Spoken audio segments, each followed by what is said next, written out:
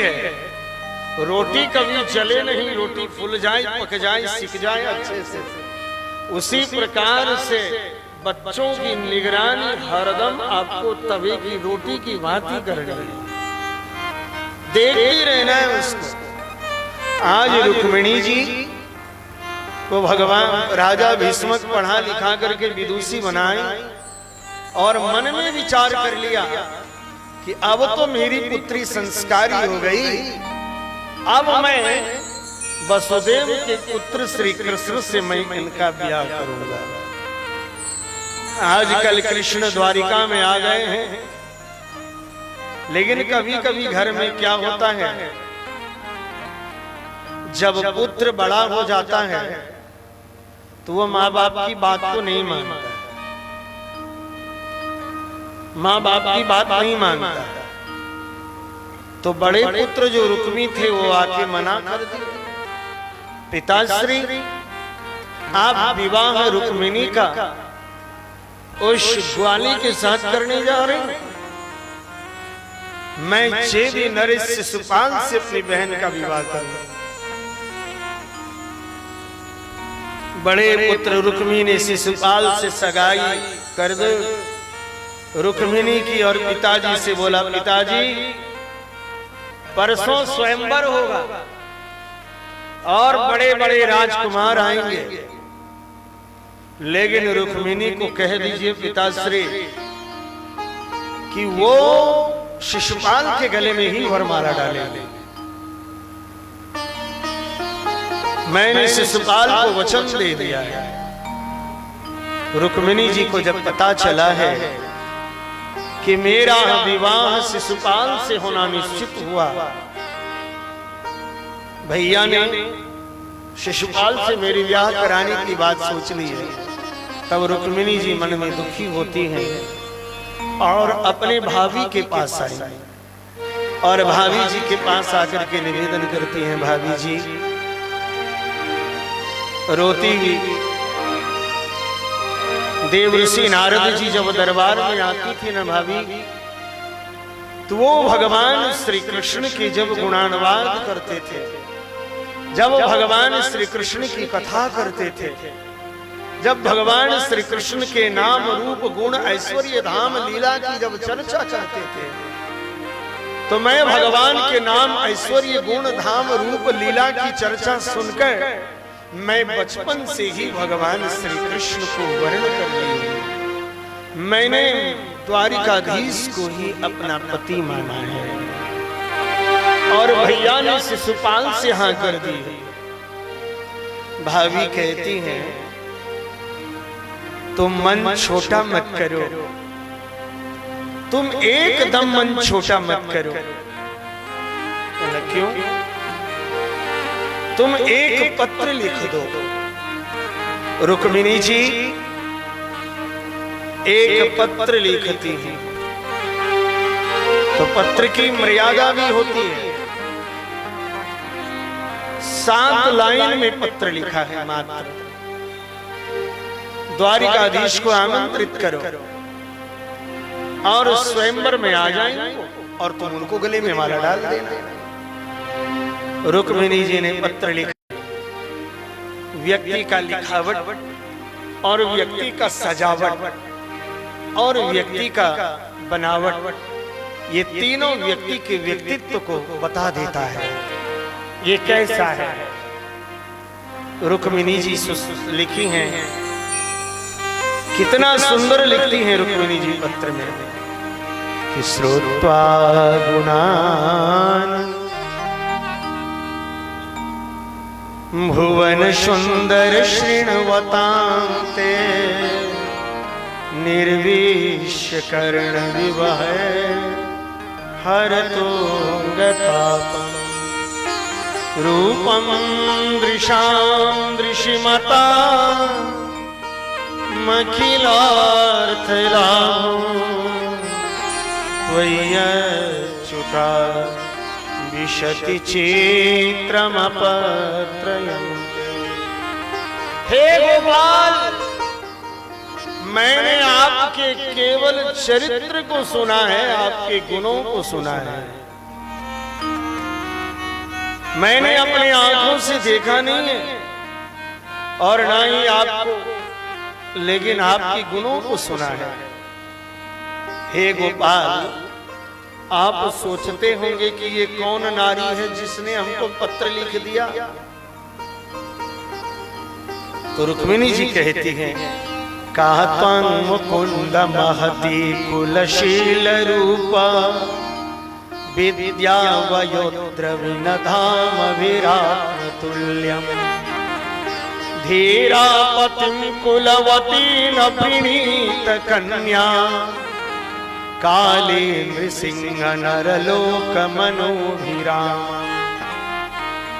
ऐसी कौन सी नारी है जो एक बार आपके गुण को सुनकर, आपके झांकी को देखकर आपको नहीं चाहेगी। इसलिए आप आइए और मुझे ले जाइए।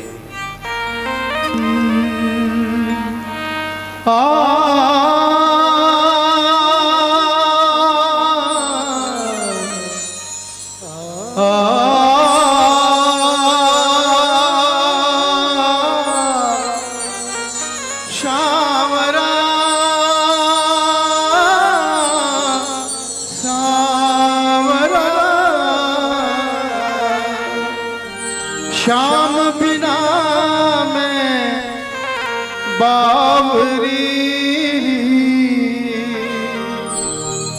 श्याम बिना मैं बावरी, लोग करे बदनाम,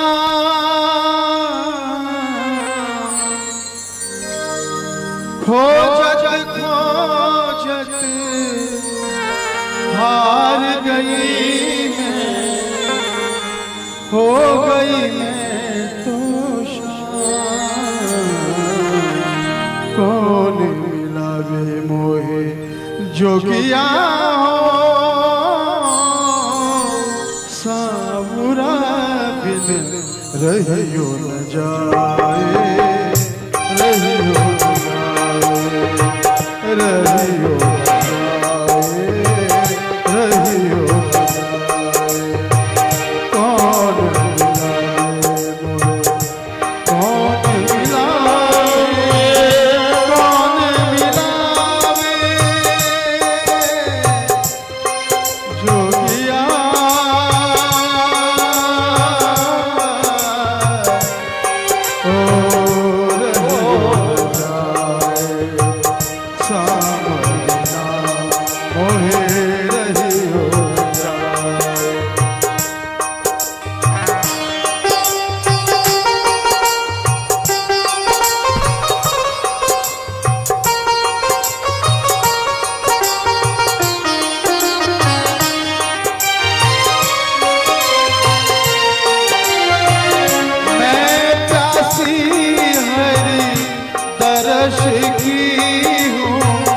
दरस करहो कित जा,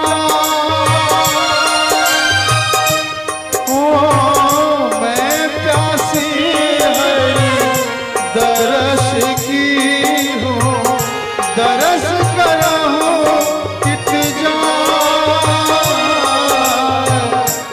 रहियो न जाए कौन मिलावे, कौन मिलावे।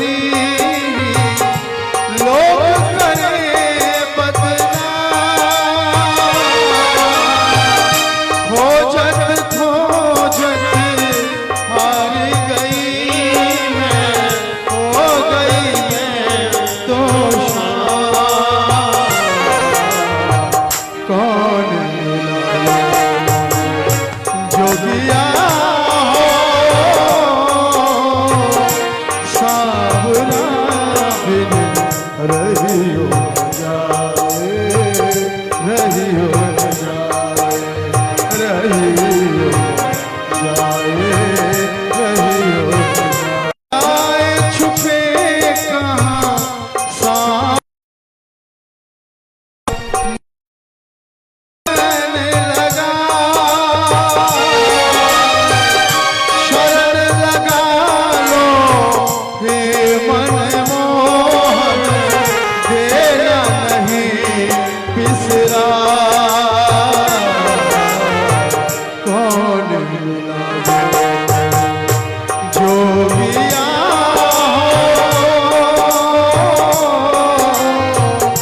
साहुरा बिन रहियो जाए, रहियो जाए, रहियो जाए, रहियो जाए, रहियो जाए, रहियो